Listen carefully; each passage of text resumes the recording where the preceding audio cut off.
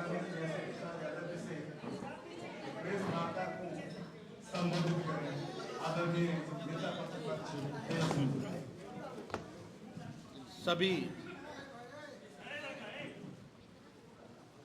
सभी हमारे पत्रकार भाई लोगों का, बहनों का स्वागत है। आज का प्रेस कॉन्फ्रेंस इंडिया अलायंस महागठबंधन के सभी हमारे साथी यहाँ उपस्थित हैं। बहुत ही गंभीर मामले को लेकर के आज हम सब लोग आपके बीच प्रेस कॉन्फ्रेंस करने आए हैं। बहुत ही महत्वपूर्ण है। ये लोकतंत्र और संविधान के साथ खिलवाड़ हो रहा है। आप सब लोगों को पता होगा कि इलेक्शन कमीशन ने अचानक से विशेष गहन पुनरीक्षण की घोषणा की है। इसका ये मतलब है कि अभी जो पब्लिश हुआ था वोटर लिस्ट फरवरी माह में, जो फ्रेश घटाव जुड़ाव के बाद अब पूरे 8 करोड़ बिहारियों का वोटर लिस्ट जो है उसको साइड कर दिया गया है। अब नए सिरे से जो है वोटर्स बनाए जाएंगे। अब ये साफ तौर पे सवाल उठता है कि ठीक चुनाव से 2 महीने पहले आप ये काम क्यों कर रहे हैं, और लगभग क्या ये पॉसिबल है कि 8 करोड़ लोगों का 25 दिन के अंदर आप वोटर्स बना लें, डोर टू डोर जाएं, और यही नहीं, ऐसे ऐसे डॉक्यूमेंट्स मांगे गए हैं जो गरीबों के पास होंगे ही नहीं। अभी हम काफ़ी डिटेल में एक एक करके हैं अपनी बात को हम रखेंगे, और सवाल जो है हम लोग इलेक्शन कमीशन से पूछना चाहते हैं। और आने वाले समय में हम लोगों का एक डेलीगेशन भी जो है इलेक्शन कमीशन जाएगा। बात स्पष्ट है, नीतीश जी, मोदी जी डरे हुए हैं। वो बिहार के हार को देखते हुए नीतीश जी दिल्ली जाते हैं और वो चाहते हैं कि गरीबों का वोटर लिस्ट से नाम जो है कट जाए। यानी लोकतंत्र में गरीबों को सबसे महत्वपूर्ण अधिकार जो अगर मिला है तो वो वोट का मिला है। और लालू जी हमेशा कहते हैं वोट का राज मतलब छोट का राज, और उस अधिकार को भाजपा और नीतीश जी, जो वंचित, शोषित, जो back bencher of the society जो है, जो समाज के अंतिम पैदान पे खड़ा व्यक्ति या समाज परिवार है, उसके अधिकार को ये लोग छीनना चाहते हैं। अब ये सवाल खड़ा होता है कि 22 वर्षों के बाद विशेष गहन पुनरीक्षण जैसी बड़ी एक्सरसाइज की क्या जरूरत आ पड़ी? क्या गिनती के दिनों में ये करना संभव है, जबकि विशेष गहन पुनरीक्षण में 22 वर्ष पहले जो हुआ था, 22 वर्ष पहले उसमें लगभग 2 साल लगे थे जो अंतिम हुआ था। तो अब केवल बिहार में होगा, देश के और किसी राज्य में नहीं होगा, केवल बिहार में होगा। और क्या जो पिछले बार 2 वर्ष लगे थे, तो क्या ये पॉसिबल है कि आप 25 दिन में इसको पूरा कर लें?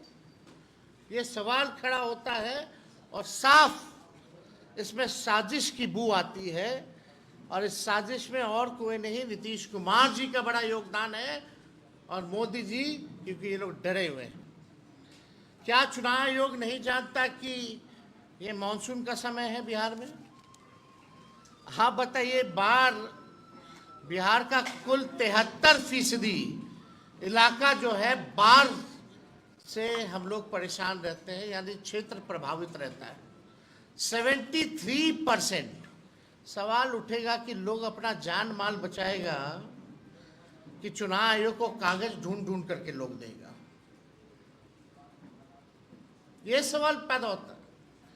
कई नदियां में पानी जो है बहुत तेजी से बढ़ रहा है, कई जगह अलर्ट किया गया है। और इस मानसून के समय क्या लोगों के पास इतना समय है कि चुनाव आयोग को अपना कागज देगा? तीसरा बहुत महत्वपूर्ण बात है, लगभग आज से ये कार्य जो है शुरू कर दिया गया है। 90% से अधिक डीईओ, ईआरओ है, उनके पास 2003 का मतदाता सूची भी उपलब्ध नहीं होगा जिसके आधार पर वो ये कार्य करेंगे। यानी अभी तक उन लोगों को वो मतदाता सूची जो है उपलब्ध भी नहीं कराया गया है और काम जो है शुरू करा दिया गया है। मैं दावे के साथ कहता हूं और कह रहा हूं कि इन लोगों को कोई उपलब्ध मतदाता सूची नहीं कराई गई है। संविधान और लोकतंत्र विरोधी भाजपा और उसकी सहयोगी दल जनता दल यूनाइटेड गरीबों और वंचित वर्गों के मतदान के अधिकार को छीनना चाह रहे हैं। पहले उनका मतदाता सूची से नाम काटेंगे, पहचान पत्र नहीं होगा, फिर गरीबों का राशन बंद करेंगे, पेंशन बंद करेंगे, अनुसूचित जाति, जनजाति और पिछड़े वर्गों की छात्रवृत्ति बंद करने का इनका पूरा एजेंडा है। इन्होंने जो डॉक्यूमेंट्स मांगे हैं, आधार कार्ड को नहीं मानते हैं, मनरेगा कार्ड को नहीं मानते हैं, ये लोग इसको वैध नहीं मान रहे। बिहार में हम दावे के साथ कह सकते हैं सबके पास आधार कार्ड भी नहीं बना होगा, गरीबों के पास आधार कार्ड भी नहीं बना होगा, लेकिन ये आधार कार्ड को भी नहीं मान रहे हैं। अब इसमें कौन कौन सा डॉक्यूमेंट लगेगा हम आपको बताएंगे, लेकिन आप बताइए, कुछ दिन पहले ही चुनाव आयोग का एक एक्सरसाइज था कि वोटर लिस्ट और आधार कार्ड को लिंक किया जाए ताकि डुप्लीकेसी ना हो। तो आप आधार कार्ड को क्यों नहीं मान रहे इसमें? ये तो बड़ा गंभीर सवाल पैदा करता है। ये आरएसएस, बीजेपी के लोग गरीबों वंचितों के मतदान का अधिकार समाप्त करना चाहते हैं। और आज भी आरएसएस के एक बड़े नेता ने संविधान बदलने की बात की है। आज एक आरएसएस के नेता ने संविधान को भी बदलने की बात की है। 2024 में संपन्न लोकसभा चुनाव इसी मतदाता सूची पे हुए थे। तो लोकसभा का चुनाव वही मतदाता सूची पे हुआ है, तो बिहार का क्यों नहीं हो सकता है? वही सूची होगी ना। आखिर क्या जो है जरूरत पड़ गई आनंद फानंद में? आप देखिएगा, यही सहायक निर्वाची पदाधिकारी नियुक्त थे, सब लोग उसमें पदाधिकारी जो होंगे वही होंगे जो करेंगे। तो अचानक से ये क्यों खत्म किया जा रहा है? क्या उसी सूची के आधार पर बनी सरकार की वैधता पर सवाल नहीं उठता? और चुनाव से ठीक पहले ये निर्णय क्या सही है? अब इसमें आप देखिएगा, बिहार में टोटल 8 करोड़ योग्य मतदाता हैं। इनमें से 59% आबादी 40 वर्ष या उससे कम आयु की है, यानी लगभग 4,76,00,000 लोग निर्वाचन आयोग के निर्देश के अनुसार 1 जुलाई से 31 जुलाई 2025 के बीच इन 4,76,00,000 लोगों को अपनी नागरिकता को साबित करना पड़ेगा।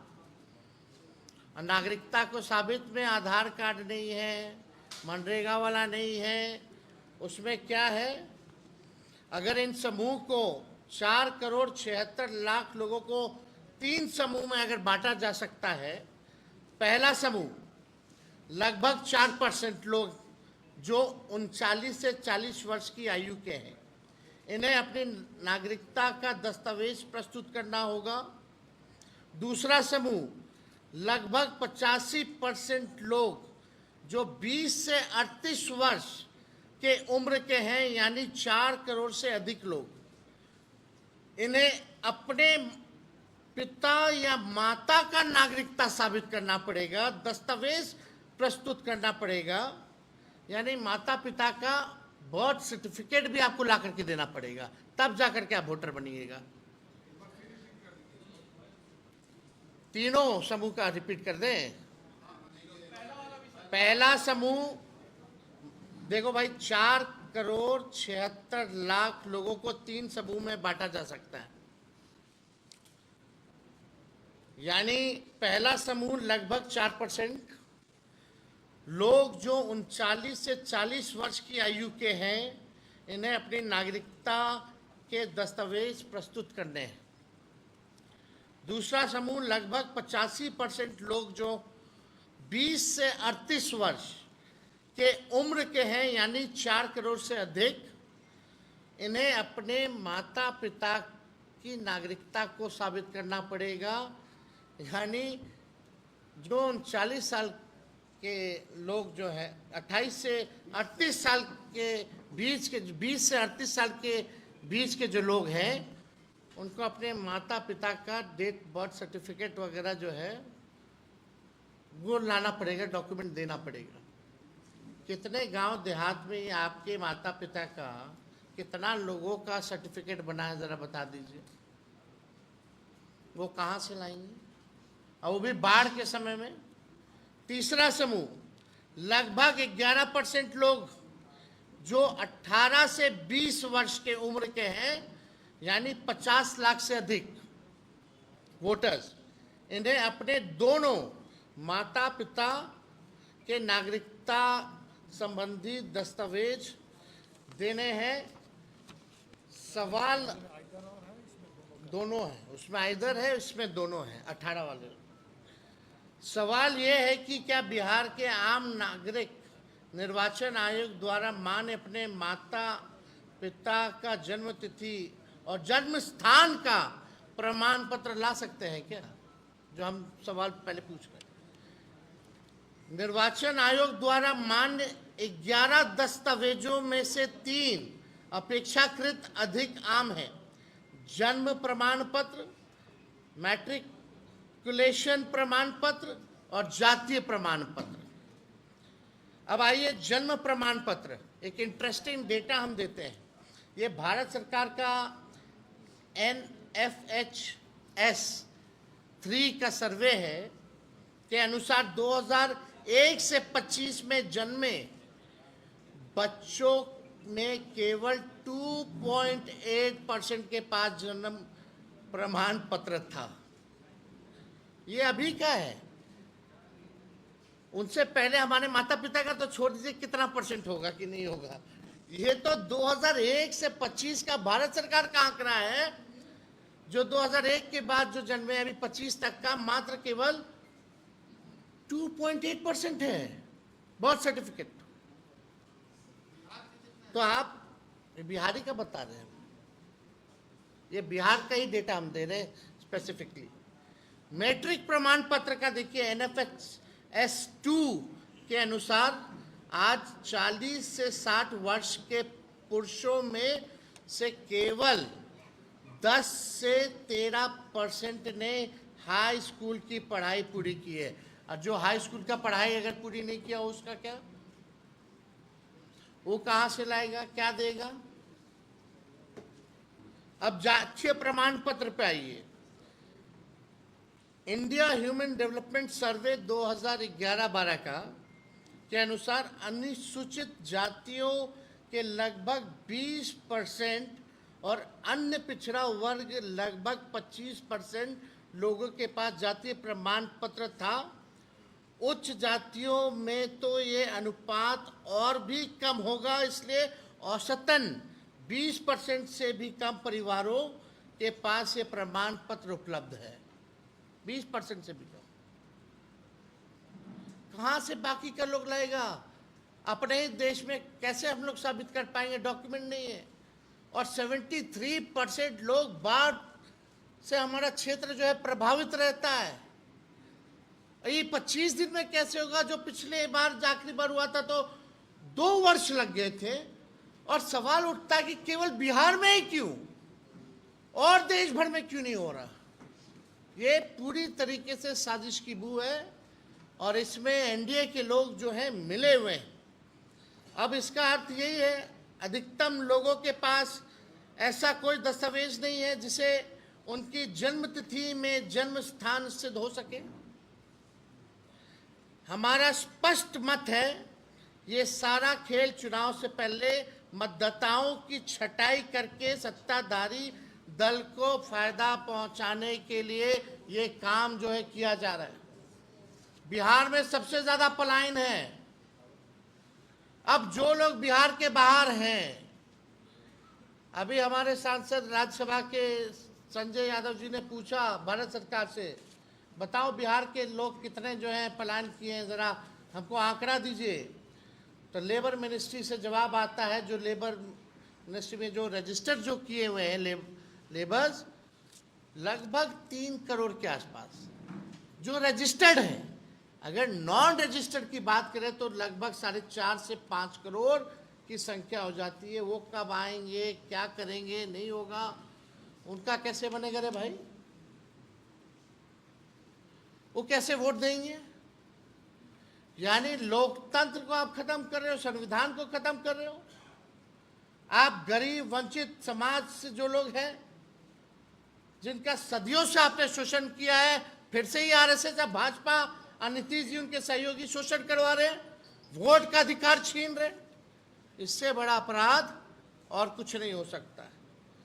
आप लोगों के सामने बस 2-3 चीज़ें और रखेंगे और उसके बाद हम अपने सहयोगी दल के लोगों से, जो दल के लोग हैं, वो अपनी बात को भी रखेंगे आप लोगों के समक्ष। अगर वास्तव में ये सुधार करना चाहते थे, मेरा सवाल है, तो लोकसभा खत्म होते ही कर देते। लोकसभा का चुनाव खत्म होते ही क्यों नहीं कर दिया? मतलब आप इंतजार कर रहे थे कब 2 महीना बचेगा बिहार के चुनाव का, कब बाढ़ आएगा तो हम साजिश के तौर पे छटाई करेंगे ताकि सत्ता में बैठे लोगों को फायदा पहुंचाएं। हम लोकतंत्र में विश्वास करते हैं, लेकिन किसी भी साजिशन बदलाव को बर्दाश्त नहीं किया जाएगा। हम लोग हर एक प्लेटफॉर्म पे, हमारा इंडिया अलायंस महागठबंधन मजबूती के साथ लड़ेगा। हम जनता के साथ खड़े हैं। बिहार अलर्ट है, कोई कंफ्यूजन में ना रहे। बिहार के लोग राजनीतिक सामाजिक रूप से सबसे जागरूक प्रदेश है और ये साजिश को देखते हुए बिहार और हर एक बिहारी जो है अलर्ट है। ऐसा गलती मत कीजिएगा कि भुगतना पड़े। जब जनता खड़ी हो जाएगी तो अच्छे से अच्छे हिटलर जैसे तानाशाही हो या कोई हो, सबको जो है सबक सिखाने का काम किया है। किसी भी कीमत पे, किसी भी कीमत पर हम चुनाव आयोग की मनमानी को हम लोग चलने नहीं देंगे। जनता तैयार है और जो अधिकारी इनके हाथों में खेलेंगे उन्हें भी जनता देखने का काम करेगी। हम निर्वाचन आयोग से पारदर्शिता की मांग करते हैं, होना चाहिए। और एक और इंटरेस्टिंग बस डेटा हम देना चाहेंगे। अभी हम लोगों ने 17 महीने की जो हम लोगों की सरकार थी, हम लोगों ने जाति आधारित गणना कराया और उस जाति आधारित गणना में लोग डोर टू डोर गए, सवाल केवल पूछा, कोई डॉक्यूमेंट नहीं मांगा। उसमें लगभग 9 से 10 महीने लग गए। इसमें तो ऐसे ऐसे डॉक्यूमेंट कहां से बनवाएगा लोग, कितनों के पास है ही नहीं, और 25 दिन में कैसे पूरा हो जाएगा। अगर 2 महीने में आप 8 करोड़ लोगों का सूची, मतदाता सूची बना सकते हो, तो 2 महीने के अंदर जातीय जनगणना पूरे देश में कराइए। ये हम लोगों की मांग है, कराइए। फेज वाइज क्यों कर रहे हैं? भारत सरकार के अनुसार बिहार के 2,90,00,000 मजदूर, जो हमने आपको पहले भी बताया, वो बाहर है, पलायन है। उनके लिए क्या व्यवस्था है? जो पलायन करके जो भी मजदूर गए हैं, उनके लिए कोई व्यवस्था तो होनी चाहिए ना। क्या है व्यवस्था? आप तो मीडिया हो, आप लोगों को तो सब कुछ पता रहता है, लेकिन आप लोगों को भी आश्चर्य लग रहा होगा कि क्या कर रहा है भाई चुनाव आयोग। ये तो मजाक उड़ा रहे हैं, संविधान का मजाक उड़ा रहे हैं, लोकतंत्र का मजाक उड़ा रहे हैं, गरीब बिहार के मतदाताओं का मजाक उड़ा रहे हैं, उनका हक अधिकार छीना जा रहा है। ये बहुत गंभीर मसला है, इसलिए इस साजिश को हम लोग सहन नहीं करेंगे। पूरा बिहार और बिहारी अलर्ट है, और हम चाहेंगे कि कांग्रेस के प्रदेश अध्यक्ष जो हैं अपनी बात को रखें। Thank you. हेलो, बहुत धन्यवाद तेजस्वी जी। मंच पर विराजमान आदरणीय दीपांकर भट्टाचार्य जी और मंचासीन हमारे इंडिया गठबंधन के तमाम अलायंस पार्टनर, मैं सबका अभिनंदन करता हूँ, स्वागत करता हूँ। यहाँ उपस्थित सभी इलेक्ट्रॉनिक्स मीडिया, प्रिंट मीडिया के साथियों को भी अभिनंदन करता हूँ। जैसा कि विस्तार से हमारे तेजस्वी यादव जी ने आपको बातें कही, इसमें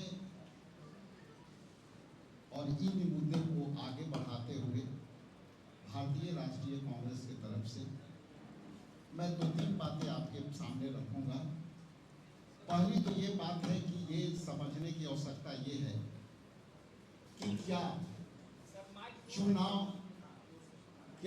ये चुनाव के समय मात्र 2 महीना रह गए हैं और लीगल तरीका से, जैसा कि महाराष्ट्र में अनलीगल तरीके से वोटर लिस्ट में ऐड किए गए थे और महाराष्ट्र के चुनाव अनलीगल तरीके से वोटरों को ऐड कर करके और पूरी वोट को प्रभावित किया, और उसी वोट के बदौलत महाराष्ट्र में एनडीए सरकार अपनी बनी।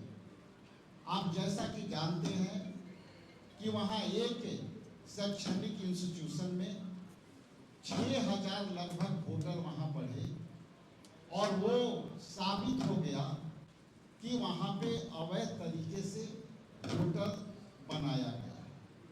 अब ये बिहार में चुनाव है 2 महीना बाद, और जिस तरह से अधिसूचना 1 दिन पहले आई, आप सोच सकते हैं कि जो काम करने में जो है 22 महीना लगते हैं, 5 साल भी लगते हैं, उसको आप 2 महीना में कैसे करेंगे।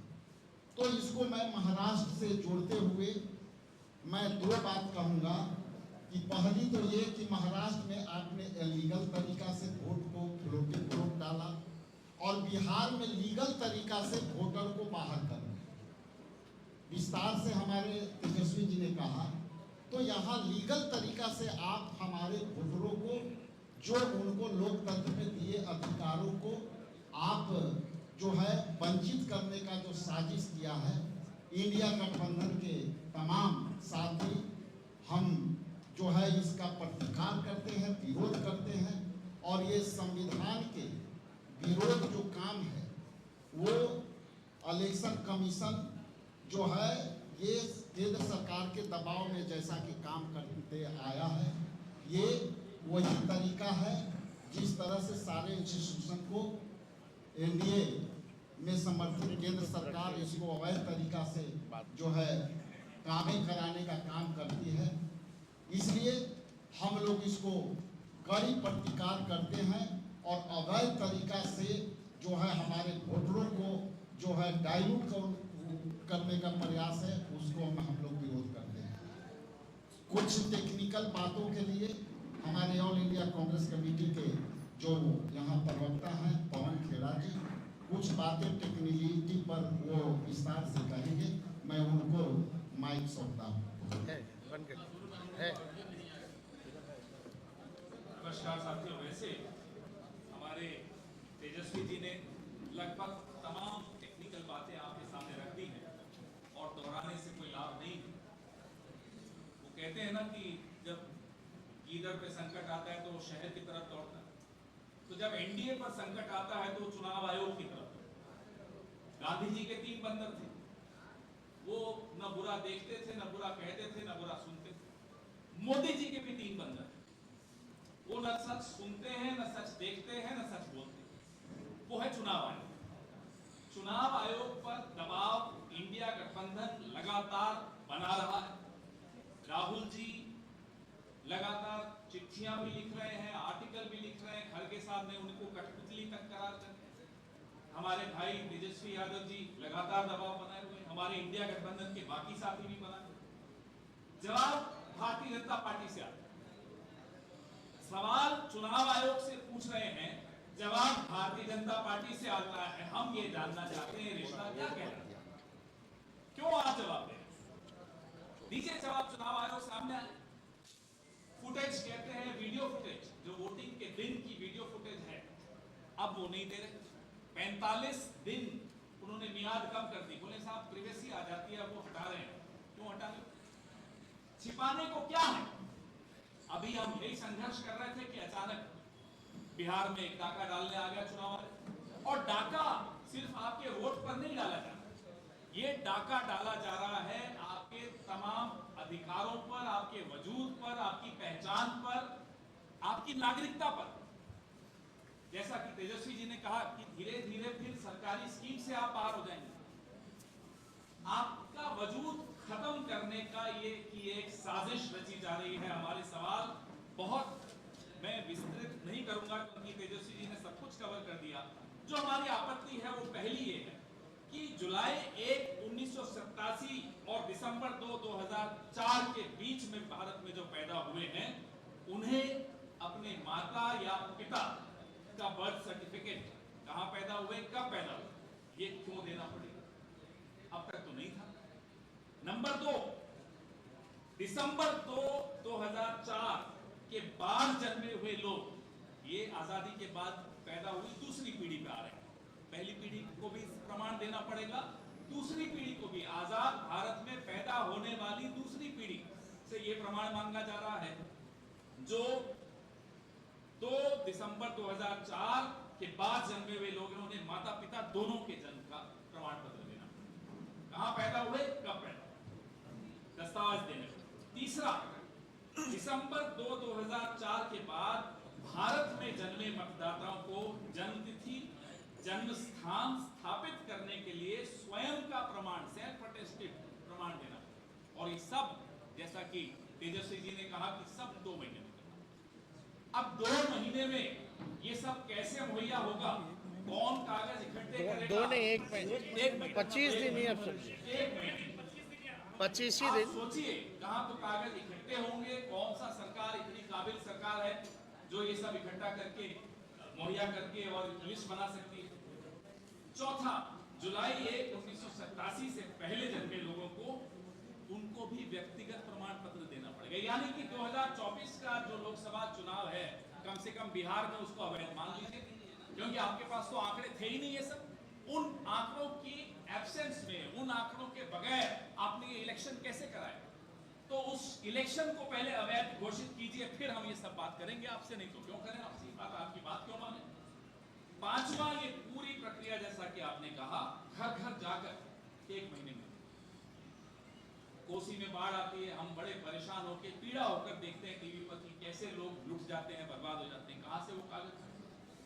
तो ये सारे सवाल हमारे इंडिया गठबंधन के जो तेजस्वी जी ने आपके सामने रखे, जो हम सब ने आपके सामने रखे, हमारे प्रदेश अध्यक्ष ने आपके सामने रखे। हम ये जो मास्टर स्ट्रोक जिसको आप लोग अक्सर कहते हैं मोदी जी का, ये उनका एक मास्टर स्ट्रोक इसलिए है कि कोई रिपोर्ट कार्ड मांगोगे उन्हें मालूम है कुछ नहीं आएगा। बिहार की जो हालत है सबको मालूम, बिहार में क्या होने वाला है वो सबको मालूम। एक सर्वे हुआ था कल, हमारे साथी भी गए थे टीवी पर डिबेट, एंकर का मुंह उतरा हुआ था। बोला क्यों मुंह क्यों उतरा? बोले सर्वे देखिए चुपचाप, टीवी शुरू होने से पहले, डिबेट शुरू होने से पहले उस सर्वे में मोदी जी और एनडीए की जो हालत है, ये सब उसी सर्वे, उसी हकीकत का नतीजा है कि चुनाव आयोग का टूल किट यहां सक्रिय कर दिया गया है।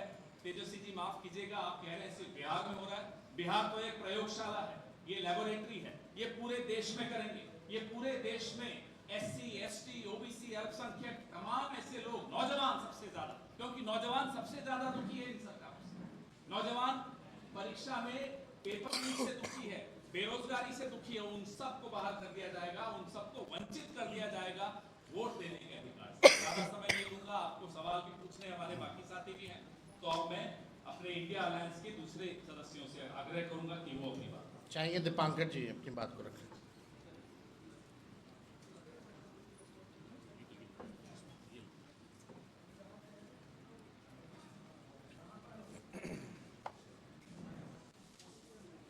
क्योंकि जो पहला सवाल खड़ा होता है, अचानक चुनाव आयोग ने घोषणा की, तो जो हम समझना चाहेंगे चुनाव आयोग से कि क्या चुनाव आयोग के दिमाग में पहले से ये बात थी कि बिहार के चुनाव से पहले पूरे सघन पुनरीक्षण के नाम पर 80 करोड़ 8 करोड़ मतदाता, उनके एक एक की जांच करेंगे, एक एक का पूरा जन्म प्रमाण पत्र लेंगे।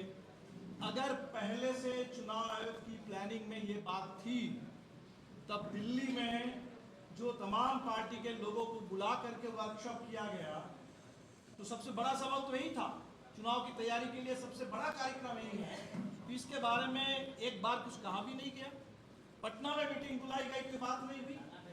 और अगर ये पहले से प्लानिंग था और उसको छुपा के रखा गया था, तो ये बेहद आपत्तिजनक है। और अगर ये कोई आफ्टर थॉट है, अचानक चुनाव आयोग के दिमाग में ये बात आई कि बिहार के चुनाव से पहले ये कर लिया जाए, इसका कारण क्या है?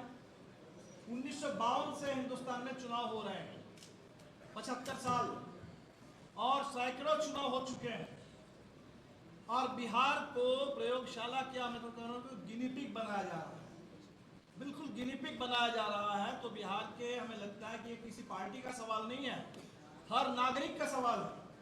हर नागरिक का ये सवाल उठना चाहिए कि भाई इसका मतलब क्या है। इसके अगर हम तुलना करें, पैरेलल ड्रॉ करें, तो नोटबंदी, अब इसको कह सकते हैं कि वोटर बंदी, वो डीमोनेटाइजेशन था, ये डी वोटराइजेशन है। नोटबंदी में आपने 500 और 1000 के नोट बर्बाद किया एक समय, इसमें आप कह रहे हैं कि तमाम मतदाता, इस समय मतदाता सूची का कोई मतलब नहीं है, नए सिरे से मतदाता सूची बनी है। चुनाव तो वो होता है जिसमें मतदाता सरकार का चुनाव करती है। अब लग रहा है कि मतदाता का पहले चुनाव किया जाएगा। आप मतदाता होने लायक है कि नहीं है, ये मतदाता को चुनने का काम ये चुनाव आयोग को किसने दिया? चुनाव आयोग को तो काम ये है कि भाई चुनाव आयोग हिंदुस्तान में हर जो 18 साल से ऊपर वाला कोई छूटे नहीं, ये देखना चुनाव आयोग का काम है कि कोई मतदाता छूटे नहीं। और उसके बाद जब चुनाव हो, साफ सुथरा हो, सब लोग वोट डाल सके और एक एक वोट की सही ढंग से गिनती हो, ये तो काम है चुनाव आयोग का। ये मतदाता चुनने का काम मतदाता को साबित करना होगा। इस देश में आज तक कभी हुआ है कि मतदाता को साबित करना होगा कि हम इस देश में पैदा हुए हैं और करना है हमें? और ये जो आंकड़े मांगे जा रहे हैं, जो सबूत मांगे जा रहे हैं, बर्थ सर्टिफिकेट, तो इस देश में जन्म और मौत का पंजीकरण का कानून है। ये जिम्मेदारी किसकी है? जनता सहयोग करती है, ये तो सरकार का काम है। अगर आपको लगा कि हिंदुस्तान में सारे बर्थ को हम रिकॉर्ड कर लेंगे, अभी तक नहीं हुआ है, इतना बड़ा डेफिसिट है, कर लेते देश में कोई एक विशेष योजना लागू करते कि भाई हम घर घर जा करके सबके बर्थ सर्टिफिकेट, बर्थ रिकॉर्ड उसको दुरुस्त करेंगे, कहाँ पैदा हुए, कब पैदा हुए, सारे रिकॉर्ड हम दुरुस्त करेंगे देश में। अगर ये सरकार का है तो उसका चुनाव से कोई लेना देना नहीं है। अगर बर्थ एंड डेट के रजिस्ट्रेशन स्टेटिस्टिकल कोई एक तरह का रैशनलाइजेशन करना चाहते हैं, अपडेटिंग करना चाहते हैं, ये अगर स्टेटिस्टिकल अपडेटिंग का सवाल है तो उसको चुनाव से क्यों जोड़ा जा रहा है? तो हमें तो लगता है कि बिल्कुल बात साफ है कि 1 महीने के अंदर ये सवाल ही नहीं पैदा होता। ये चुनाव आयोग को मालूम है। It's a logistical nightmare, logically completely absurd. तो इतने एब्सर्ड बात, तो क्या लग रहा है कि बिहार में हम कुछ भी बात कर देंगे, कोई कुछ बोलेगा नहीं?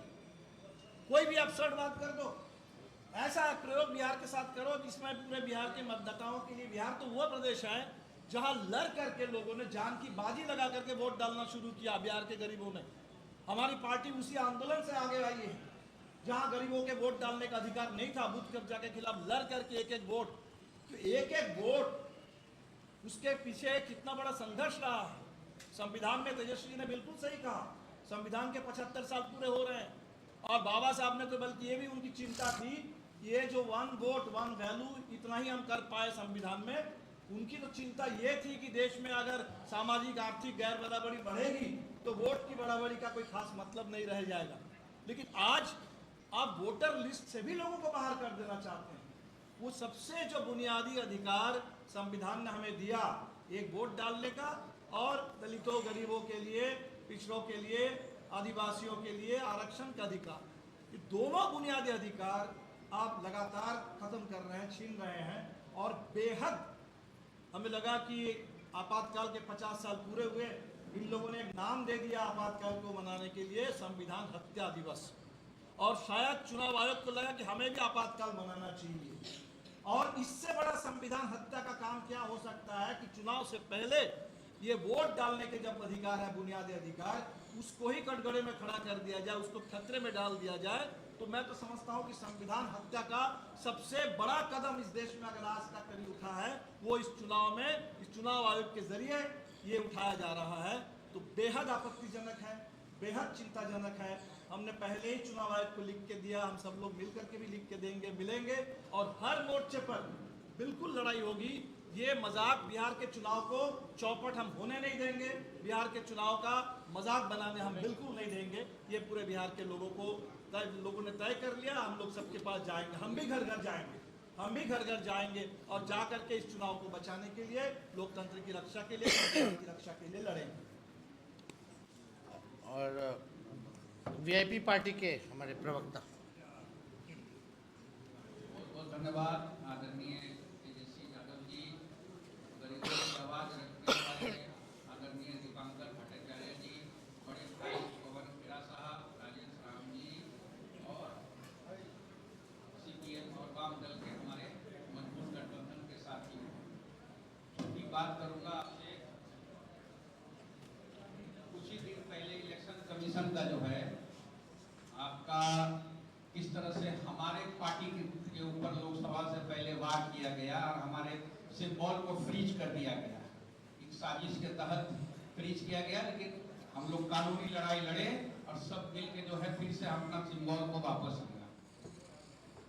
ये जो कानून जो लाया जा रहा है इलेक्शन कमीशन की तरफ से, जो है इलेक्शन कमीशन का जो है जिस तरह से डमी होके भाजपा के कहने पे नाच रही है इलेक्शन कमीशन ऑफ इंडिया, जो है ये सिंपल बात है कि ये बैकडोर का एनआरसी है।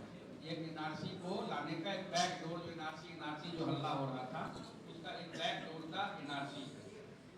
युवा वोटर, एससी, एसटी जितने भी लोग हैं उसको वोट देने में किस तरह से रोका जाए, उसका भी एक साजिश है। जो अम्बेडकर साहब के विचारधारा के लोग हैं उसको किस तरह से रोका जाए, उसका है। और छोटी सी बात और कहूँगा, कागज का फेरा लगाकर वोट नहीं देना है और किसी तरह से रोकना है, क्योंकि जान चुके हैं कि बिहार की जंग जो है ये हार चुके हैं। इलेक्शन कमीशन बारात खड़ी करके दुल्हन ढूंढ रहा है। तो छोटी बात यही है और बड़े नेता लोग भी हैं यहाँ पे, हम आगे समय की कमी है, हम उनको देना चाहते हैं। चाहिए सीपीआई से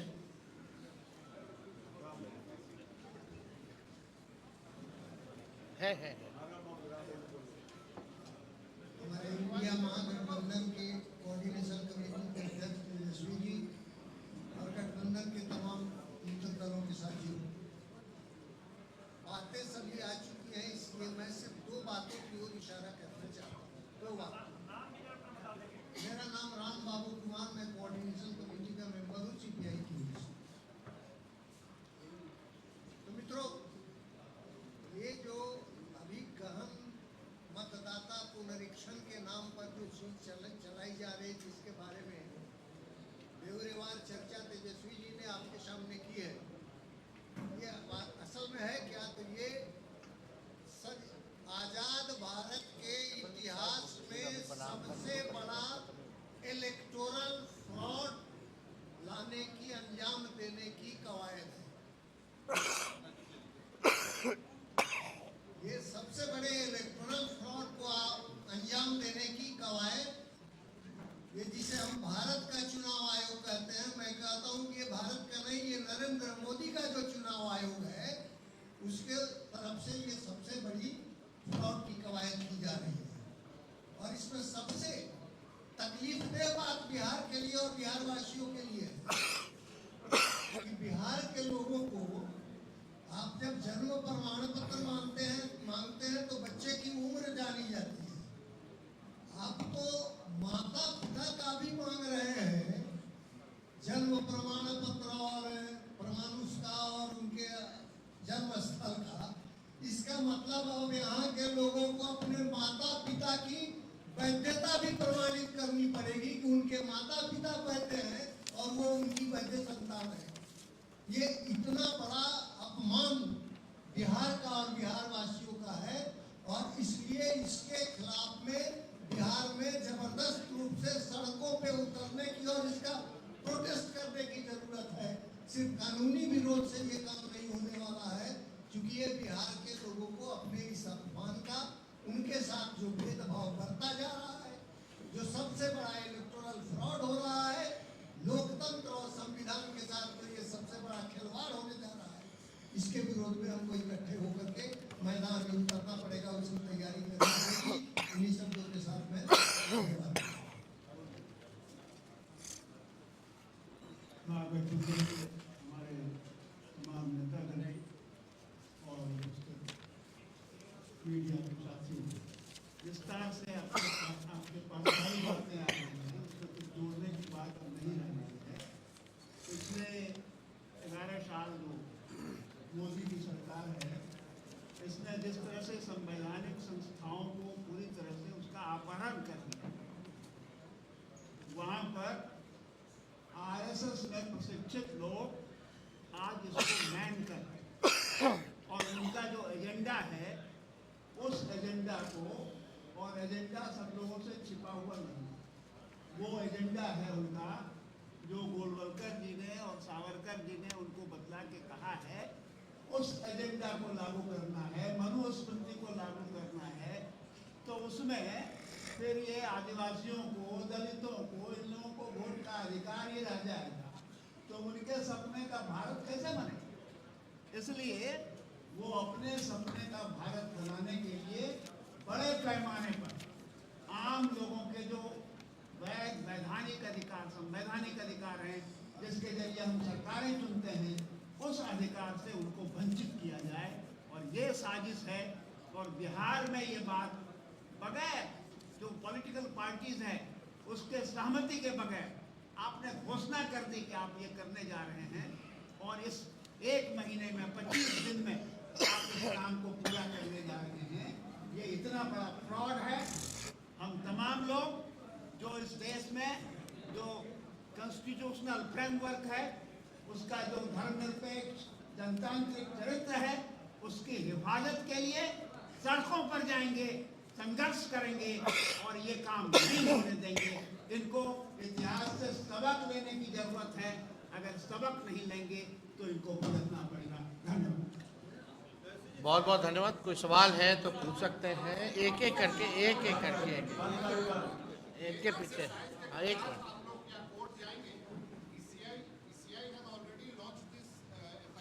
नहीं, एज आई मेंशन बिफोर कि पहले अपनी जो आपत्ति जो है इलेक्शन कमीशन में हमारा डेलीगेशन जो है वो जाएगा और अपनी बात को जो है रखेगा दिल्ली में। देन उसके बाद जैसा होगा निर्णय आप लोगों को बता दिया जाएगा। आप इससे इस पे सवाल पूछिए। ये जो मसला है SC ST OBC खत्म हो जाएगा, तो क्या इस मामले पर सुप्रीम कोर्ट में आप लोग PIL दीजिएगा? ये आगे पहले वही जवाब जो उनको हमने दिया है वही जवाब आपको भी हम देते हैं। पहले इलेक्शन कमीशन डेलीगेशन जो हमारा इंडिया अलायंस का है वो जाएगा, अपनी बात को रखेगा। इलेक्शन कमीशन को इस मामले में क्या कहना है पहले वो देखा जाए। मेरे तरफ से पारदर्शिता होनी चाहिए और ये कैसे होगा, क्योंकि विपक्ष के सवालों को जो जवाब हम इलेक्शन कमीशन से ढूंढ रहे हैं, election commission should satisfy opposition, उनको सेटिस्फाई करना चाहिए। यही लोकतंत्र है ना।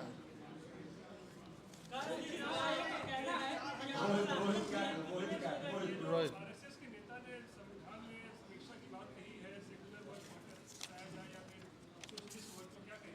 अब हम तो यही देखिए, ये आरएसएस और भाजपा वाला बड़ा भारी लोग चाहता कहाँ है संविधान रहे इस देश में।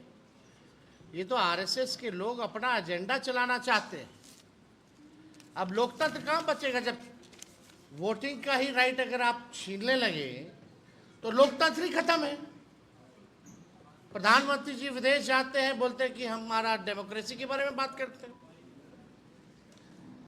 इसके बारे में जरा बात करेंगे कि प्रधानमंत्री मजाक उड़ाएंगे लोग देश का। ये क्या हो रहा है? 25 दिन में 8 करोड़ लोग का, वो भी ऐसा डॉक्यूमेंट। ये बात मेरी तेजस्वी की नहीं, हम तो जितने प्रिंट मीडिया हैं, हमसे जो गलती हो मत छापना, मेरी बात को मत छापना, लेकिन जो हकीकत है उसको जरूर आप लोग छापिएगा। ये आपके बारे में बात है, हमारे बारे में बात है, ये बिहार के हर एक लोगों के बारे में बात है कि आप फिर से आप जो है नया लिस्ट बनाइएगा वोटर का। क्या ये पॉसिबल है मानसून के समय, बाढ़ के समय, जब 73% क्षेत्र हमारा बाढ़ से प्रभावित रहता है? तो ये पूरी तरीके से आप देखिएगा, ये होश बोले हैं। हाँ, होश बोले। इन्होंने बोला जो प्रेम्बल्स जो है उसमें से सेकुलर शब्द और समाजवादी जो शब्द है उसको हटा देना चाहिए। कौन है भाई? देश के आजादी में क्या कुर्बानी है जो तुम देश के संविधान के बारे में बोल रहा है? क्या कुर्बानी है? अंग्रेज के चमचे लोग अब हम लोगों को बताएंगे कि क्या करना चाहिए नहीं करना चाहिए। एक बार छू के तो दिखाओ संविधान को।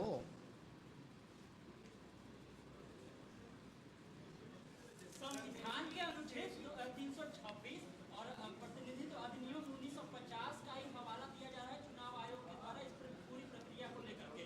सवाल यह है कि केवल समय सीमा को लेकर के आप लोग सवाल उठा रहे हैं इस पूरी प्रक्रिया। आपको हमने डेटा बताया ना, कितना लोग के पास कितना कागज है। वो भारत सरकार का ही सर्वे है, जिसके पास नहीं है वो कहाँ से लाएगा? हम तो कहे ना भाई कि लोकसभा के बाद ही करवाते हैं आप। ये 2 महीना इंतजार क्या करना था अचानक से? वो भी ठीक कहा दीपांकर जी ने, अभी सब ऑल पार्टी के लोगों को बुलाया गया था दिल्ली, वहाँ ट्रेनिंग दी गई थी। कार्यक्रम क्या होगा नहीं होगा उसमें इसका क्यों नहीं जिक्र किया गया? ये अचानक से ऑल ऑफ सडन, यानी कहीं से इलेक्शन कमीशन में फोन गया है भैया। हमारे बिहार के मुख्यमंत्री भागे हैं दिल्ली, हम हार रहे हैं, बचाइए, इज्जत बचाइए।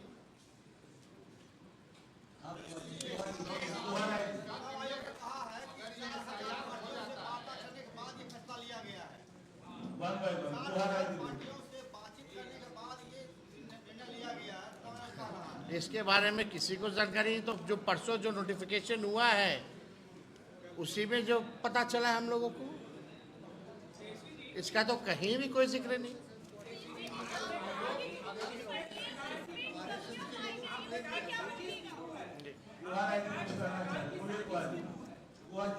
सरकार की साजिश की है, फिर आप इलेक्शन कमीशन जाइएगा, वोट नहीं जाइएगा, तो भरोसा है इलेक्शन कमीशन? अरे पहले इलेक्शन कमीशन में हम अपनी बात को रखेंगे. Let us see what they reply. If we will be not satisfied, then we will tell you कि हमारा अगला कदम क्या होगा. लेकिन ये बात तो है कि बिहार के लोग अलर्ट हैं. ये अगर साजिश रच रहे हैं तो इनके साजिश का भी जवाब मिलेगा बिहार में.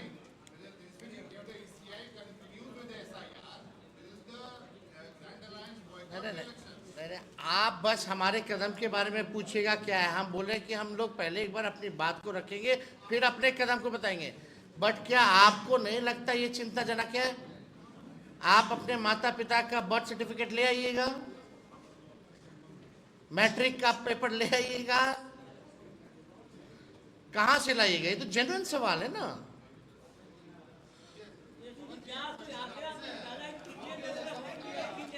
Now, last question. अरे हम तो बता ही दिए.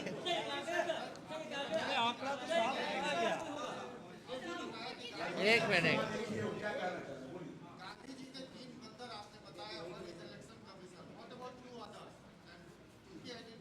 They are the election commissioners, 3 election commissioners. और बाकी भी है, ये डबल इंजन नहीं है, 4-5 इंजन डब्बे हैं पीछे. ईडी है, एक सीबीआई है, इनकम टैक्स है, इलेक्शन कमीशन है. तो ये 6 डब्बों की चल रही है सरकार. Thank you.